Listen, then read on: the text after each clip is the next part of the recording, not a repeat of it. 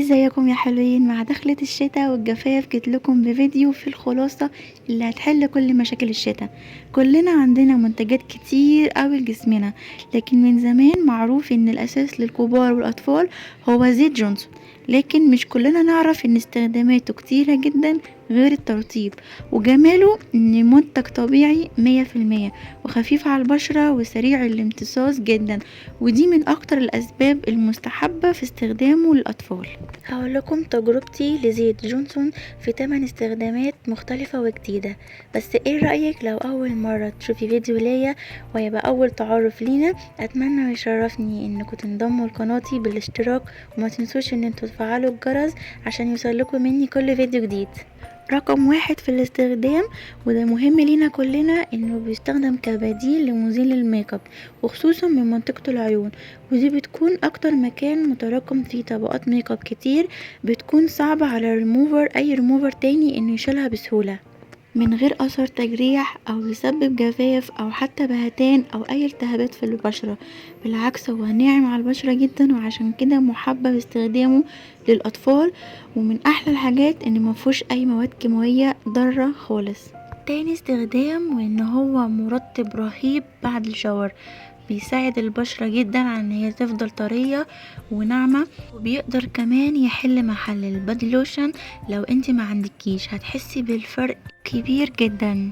لا، وممكن كمان تحطي عليه اي نقطتين من اي زيت عطر عندك انت بتحبيه، ويكون برضو بديل لاي بادي سبلاش. وميزة بتاعته ان ريحته بتدوم لاكتر من يومين او 3 ايام. تقدري تجيبي اي ريحة انت حباها من زيت العطر، وبتجيبيها من اي عطار او ممكن من محلات البرفيوم.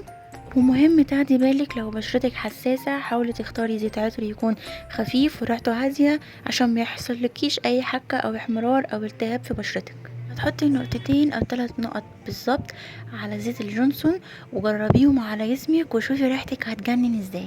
طبعا الزيت هيدينا ترطيب ونعومة يجننوا، والعطر هيدينا ريحة ثابتة وطبيعية جدا. والحركة دي هتبقى تحفة جدا لكل عروسة جديدة، هتخلي ريحتك دايما جذابة وحلوة قوي. ومش معقولة هنرطب ونعطر جسمنا وننسى ان احنا نديله لمعة الجليتر القمر. وده تالت استخدام، تقدري تجيبي اي جليتر عندك في البيت او تشتريه من اي محل ميك اب على كمية الزيت اللي تحبيها، ورج الاتنين كويس قوي وهتلاقي النتيجة زي اللي في الصور واحلى كمان.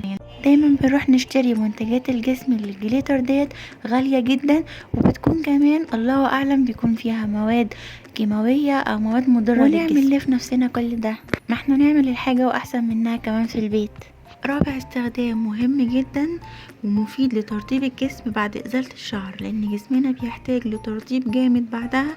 ومميزاته انه هيكون خفيف على الجلد ومش هيدهن بشرتنا وهتمتصه بسرعة، وهيساعد المسام انها تقفل بشكل طبيعي، وبيقلل من اي التهاب او احمرار. خامس استخدام ليه بحبه جدا هو على الشعر، بيكون خفيف جدا فعلا على الشعراية وما بيعملش اي دهون، وبيدي لمعة جميلة قوي، وبيقلل من اي هيشان للشعر او تمويج، وفعلا ملوش اي اعراض مضرة خالص للشعر. بالعكس هو بيفيد الشعر جدا وبيخليه ناعم وبيسلك الشعر وبيخلي كل شعراية لوحدها. فعلا الزيت ده جبار. سادس استخدام، انك تقدري تعملي بيه سكراب لوشك او لجسمك، بتستخدميه كبديل لاي نوع زيت من الزيوت اللي انتي بتحبيها تعملي بيها سكراب، زي زيت الزيتون او زيت الجوز الهند او زيت اللوز. ضيفي عليهم مكونات السكراب بتاعتك او شوية سكر وتعملي احلى سكراب لجسمك ولبشرتك. سابع حاجة ودي الدلع والهدوء كله، ان هو بيستخدم كبديل لزيت المساج، وخصوصا العبوة اللي هيبقى لونها موف، لان ريحتها ريحة اللافندر وريحتها حلوة جدا ومهدئة للاعصاب وبيساعد في الاسترخاء. وخصوصا ان هو مكتوب عليه انه بيساعد الاطفال انها تنام بسهولة وسرعة جدا، يعني من دهنة واحدة ليه هتديكي نتائج كتيرة وحلوة قوي.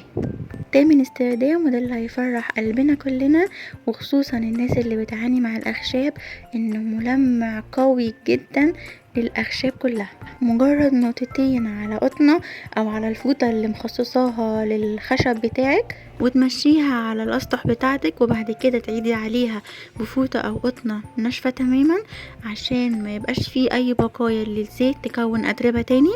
هتشوفي ازاي الخشب نضف ولمع ورجع جديد تاني.